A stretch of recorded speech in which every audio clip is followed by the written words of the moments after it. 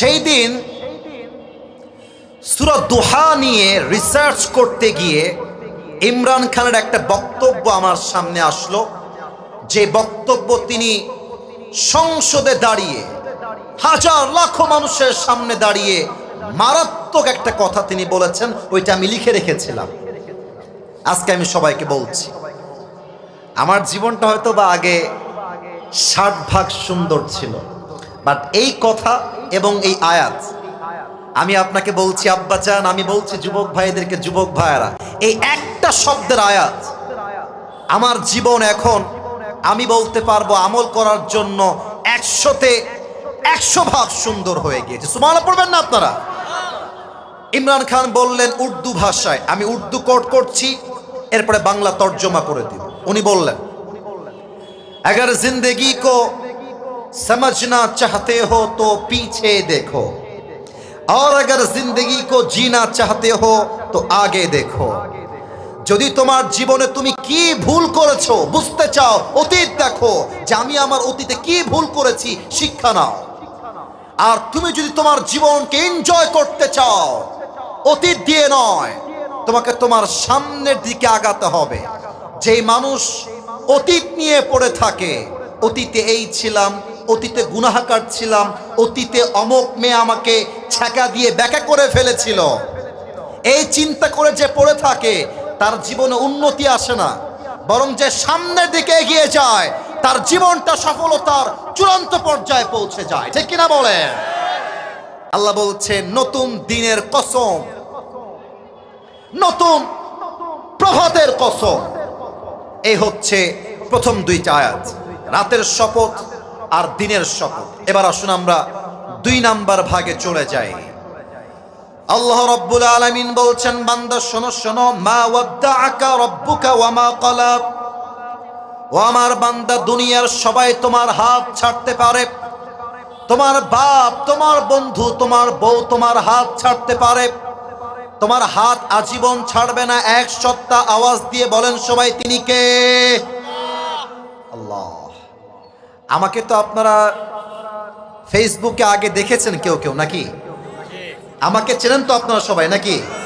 আচ্ছা, আমার ওয়াজের বয়স হচ্ছে মাত্র, ইট হ্যাজ বিন 4 ইয়ার্স, 4 বছর। আমি যখন প্রথম বছর ওয়াজের লাইনে আসছি, আমার ফোনের যে কলগুলো আসতো ওগুলো আমি নিজেই রিসিভ করতাম, নিজের কল নিজে মেইনটেইন করতাম। মুরব্বীরা শুনলে এটা মুরব্বীদের কলিজায় গিয়ে আঘাত করবে, কারণ মুরব্বীরা অনেক সময় অনেক কষ্টে এবং চিন্তায় ভোগে। এই ঘটনা আমার জীবন থেকে নেওয়া, জাস্ট আয়াতের ব্যাখ্যা বোঝাবার জন্য বলছি। আমার কাছে হঠাৎ একদিন একটা কল আসলো।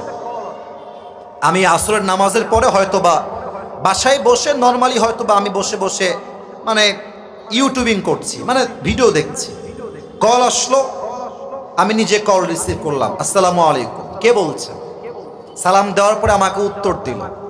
কে বলছেন, কই থেকে বলছেন? আমি জিজ্ঞেস করছি, কিন্তু আমি দেখছি আমার ফোনের অপোজিট সাইডের যে কলটা যিনি দিয়েছেন উনি একজন মেয়ে বা মহিলা, চিৎকার দিয়ে কান্না করছে, একজন মা, একজন খালা। তো আমি বললাম, আম্মা জান, আপনি আপনি আপনি কাঁদছেন কেন আম্মা জান? আপনি আমাকে বলেন যে কি হয়েছে। আপনি না বললে আমি আপনাকে সলিউশন দিব কেমনে? আমি তো ভাই নতুন মানুষ, একজন মহিলা কল দিয়ে কান্না করছে, আমি নিজেও ভয় পেয়ে গেছি, টু বি অনেস্ট। আমার মনের মধ্যে ভয় তৈরি হয়েছে। পরে আমার আম্মা জান বললেন যে, বাবা, আমি তোমাকে ইউটিউবে দেখছিলাম, তোমার নাম্বার আসলো, আমি তোমাকে কল দিলাম। আমি মূলত এই মুহূর্তে আইসিইউর রুমে অ্যাডমিট আছি, এখানে ফোন অ্যালাউ না, যদিও এখানে কথা বলা অ্যালাউ না, বাট আমি তোমার সাথে কথা বলছি জাস্ট একটা বিষয় শেয়ার করার জন্য। বাবা, আমার ব্লাড ক্যান্সার হয়েছে, আর ক্যান্সারের জন্য ডাক্তার আমাকে বলে দিয়েছেন আপনি সর্বোচ্চ 7 দিন বাঁচবেন। 7 দিনের পরে আপনার জীবনটা হয়তোবা শেষ হয়ে যাবে। এই কথা বলছে আর কান্না করছে, হাউমাউ করে করে কান্না করছে। তখন আমার এই আয়াতটা মনে পড়লো, মা ওয়াদ্দাআকা রাব্বুকা ওয়া মা ক্বালা। আমি বললাম, আম্মা জান, আপনি কান্না একটু বন্ধ করেন, আমি দুইটা কথা বলি, একটু শোনেন। আমি বললাম আম্মা জান মাথায় রাখবেন, এক নাম্বার কথা, হায়াত আর মওতের মালিক কোনো ডাক্তার নয়।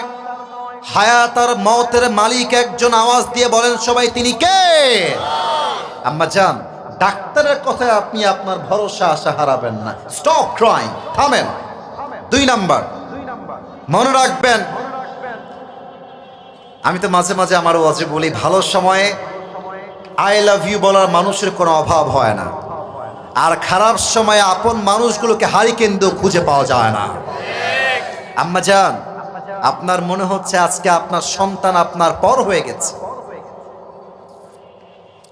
আজকে আপনার মনে হচ্ছে ক্যান্সার হওয়ার পরে আপনার আপন স্বামীটাও আপনার পর হয়ে গেছে। মনে রাখবেন, দুনিয়া সবাই যখন বান্দার হাত ছেড়ে দেয় তখন তার হাতটা আল্লাহ নিজেই ধরে নেয়। আপনি টেনশন করবেন না। মা ওয়াদ্দাআকা রাব্বুকা ওয়া মা ক্বালা, আপনার রব আপনার সাথেই আছে, ইনশাআল্লাহ আপনার কিছুই হবে না।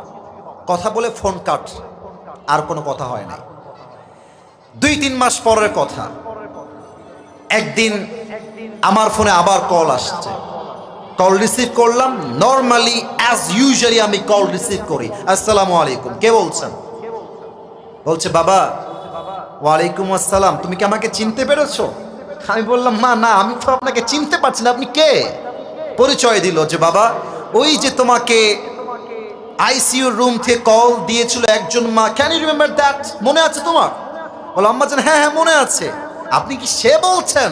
বলছে বাবা, আমি সেই মা বলছি। শোনো, আমি শুধু বেঁচে নাই, আমার দেহর থেকে ক্যান্সার রোগটাই বিদায় নিয়ে চলে গেছে। আল্লাহু আকবার। এটা আমার জীবনের বাস্তবিক এক্সপেরিয়েন্স শেয়ার করলাম। তো যাদের আজকে ব্যবসা আটকে আছে, যাদের আজকে চাকরি হচ্ছে না, যেই মেয়েদের বিয়ের বয়স হওয়ার পরেও বিয়ে হচ্ছে না, যেই যুবকদের বিয়ে করার ইচ্ছা থাকা সত্ত্বেও বিয়ে হচ্ছে না, মাথায় রাখবা, তোমার বিপক্ষে সবাই থাকতে পারে, বাট তোমার পক্ষে এবং তোমার সঙ্গে আছে একজন। আওয়াজ দিয়ে বলেন সবাই, তিনি কে? এবার আল্লাহ বলছেন, বান্দা শোনো শোনো, ওয়ালাল আখিরাতু খায়রুল লাকা মিনাল উলা। আচ্ছা আপনারাই বলেন, এটা কি পরকাল না ইহকাল? কে বলতে পারে দেখি তো? এত সহজ উত্তর তাও দিচ্ছেন না আপনারা। আপনারা কি খাওয়া দাওয়া করেন নাই ভাই? আচ্ছা বলেন আমাকে, খাওয়া দাওয়া করেন না নাকি? বুঝতে পারতেছি। আর একবার বলছি, এটা কি পরকাল না ইহকাল? এটা কি আখিরাতের জীবন চলছে না দুনিয়ার জীবন চলছে? এবার আমি যশোরের সাউন্ড পেয়েছি, এবার পেয়েছি। আমাকে জবাব, এই ছেলে, এই বসো। না না, তোমার 1 নাম্বার লাগবে, তুমি বসো এখানে। বেটা ফাঁকিবাজ, তোমার তো বউ না, তুমি যাও কোথায় মিয়া? বউ নাই, চুপচাপ এখানে বসে থাকবে। বউ থাকলে যাবেন বাসায়, সমস্যা নেই। সবাই তাকবীর দেন আমার সাথে, নারায়ে তাকবীর। আমাকে বলেন মুরব্বী আব্বা জান, যুবক ভাই, দুনিয়ার জীবনটা কি বেশি উত্তম না আখিরাতের জীবন বেশি উত্তম? এটাই আল্লাহ বলছেন, ওয়ালাল আখিরাতু খায়রুল লাকা মিনাল উলা। The life of hereafter is much more better than this worldly life. আল্লাহ তাআলা বলছেন, দুনিয়ার জীবনটা আসল উত্তম জীবন নয়, বরং দুনিয়ার জীবনের চাইতে আখিরাতের জীবনকে হাজার হাজার গুণ বেশি উত্তম বানিয়েছে একজন। তিনি কে? এবার আমি একটা ঘটনা বলবো হাদিস থেকে। এটা আমার শেষ ঘটনা, কারণ হলো একটু পরে আসরের নামাজ হবে। একটা প্রবাদ বাক্য আছে যশোরের ভাইয়েরা, সবাইরে ক্ষতি হবে আমার সাথে, শেষ ভালো যার। কমিটির ভাইয়েরা কয়, আপনারা কইলেন না, শেষ ভালো যার সব ভালো তার। আমাকে বলেন তো, কিয়ামতের দিবসে বান্দার জান্নাতে যাওয়ার জন্য 100 আমলে কত আমল লাগবে? 51। কে বলছে 51? একটু হাত তুলো তো। 51 কে বলছো? কি নাম তোমার ভাই? মাশাআল্লাহ, সে বলেছে 100-তে 51। That is the right answer. এবার সবাই উত্তর দিবেন। পরকালে জান্নাত পাওয়ার জন্য বান্দার আমল নামায় 100-তে কত পাওয়া লাগবে? 51। একজন বান্দা কিয়ামতের দিন দাঁড়াবে। এটা বড় মর্মান্তিক হাদিস, আজীব এক ঘটনা। ওই বান্দার আমলনামা দুইটাই সমান সমান হয়ে যাবে। এই দিকে, এদিকে তাকাও, আমার দিকে তাকাও। হাসি না, খবরদার, তোমরা ফালতু ভেবো না আমাকে। মজার সময় মজা, সিরিয়াস মোডে সিরিয়াস হবা। এখানে মিডিয়ার লোকরা আছে, কোনো অভদ্রতা চলবে না এখানে। কথা বলছি তাফসীর থেকে, প্রত্যেকটা কথা এখান থেকে নয়, কলিজার থেকে শুনতে হবে সবাইকে, ঠিক কিনা বলে? এখন এই মজার মোডে চুল পরিমাণ নেই, মজার মোডে কথা শোনেন। শেষ কথা, দোয়া করব, ভালোবাসা নিয়ে এসেছি, ভালোবাসা নিয়েই বিদায় নেব। একজন বান্দা দাঁড়াবে যা আমলনামা দুইটা বরাবর সমান সমান হয়ে যাবে। এই হাদিসটা আমি প্রথমে নিচে পড়ি নাই, আমি এটা শুনেছিলাম পাকিস্তানের একজন টপ ফেমাস স্কলার, তার নাম হলো মাওলানা তারিক জামিল।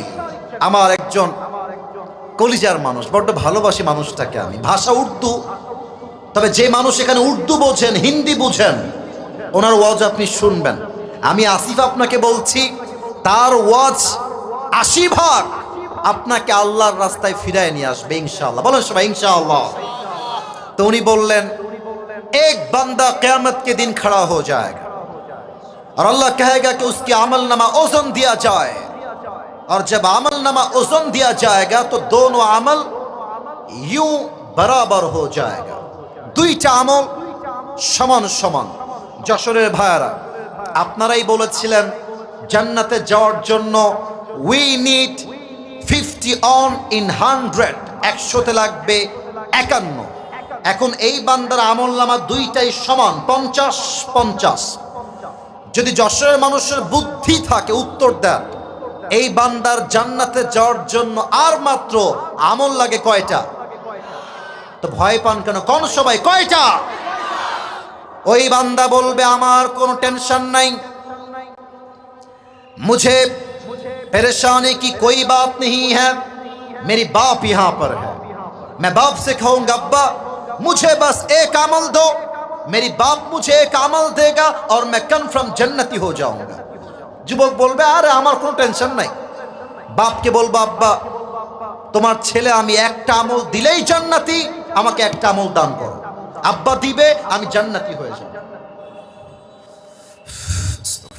বাবার কাছে যাও, আব্বা मैं तुम्हारी बेटा हूं, मुझे जन्नत में जाने के लिए बस एक আমল की जरूरत है। আব্বা তোমার ছেলে জান্নাতি হবে, একটা আমল লাগবে। আব্বা দাও, আমাকে একটা আমল দাও। বাপ বলবে, कौन है तुम्हारी बाप, কে তোমার বাপ, বের হও। কিসের বাবা? मेरा तो बीवी नहीं था, लड़का कहां से आएगा? আমার তো বউ ছিল না দুনিয়ার বুকে, সন্তান আসবে কই থেকে? উখরুজ উখরুজ, বের হয়ে যাও। যুবকটা বলবে, আব্বা আমি তোমার ছেলে, একটা আমল আমাকে তুমি দিবা না আব্বা আজকে? আব্বা বলবে, বের হয়ে যাও। যুবকটা বের হয়ে আসবে, মায়ের কাছে আসবে, আম্মা তোমার ছেলের একটা আমল লাগবে, মা তুমি আমাকে অস্বীকার করো না, মা আমাকে একটা আমল দাও, আমি জান্নাতি হয়ে যাऊंगा। মা তুমি আমাকে একটা আমল দিলে আমি তোমার সন্তান জান্নাতি হয়ে যাব। এবার মা ডাক দিয়ে বলবে, कौन है तुम्हारी माँ? मैं तुम्हारी माँ नहीं हूं, मेरी तो दुनिया में शौहर ही नहीं था, बेटा कहां से आएगा? আর আমার তো স্বামী নাই, আমার পুত্র সন্তান আসবে কই থেকে? উখরুজ উখরুজ, বের হয়ে যাও। বাবা মা সন্তান বউ বাচ্চা একটা আমল কেউ তাকে দিবে না। এবার আমাকে একটু দেখবেন সবাই, আমাকে দেখার জন্য বলছি না, হাদিসটা প্র্যাকটিক্যালি বোঝাবো, তাই সবাইকে বললাম যারা ওদিকে তাকিয়ে আছেন আমার দিকে, look at my body, look at my face, সবাই আমার দিকে কনসেন্ট্রেট করেন। ওই যুবকটা কিয়ামতের দিনে একটা আমলের জন্য অস্থির হয়ে যাবে, পাগল হয়ে যাবে। ডান হাঁটু বাম হাঁটু এই দুইটা এই বুক বরাবর নিয়ে আসবে, বাচ্চাদের জাস্ট লাইক এ বেবি, ছোট্ট শিশুর মতো দুই হাত এমনে দিবে। এইভাবে দিয়ে মাথা নিচু করে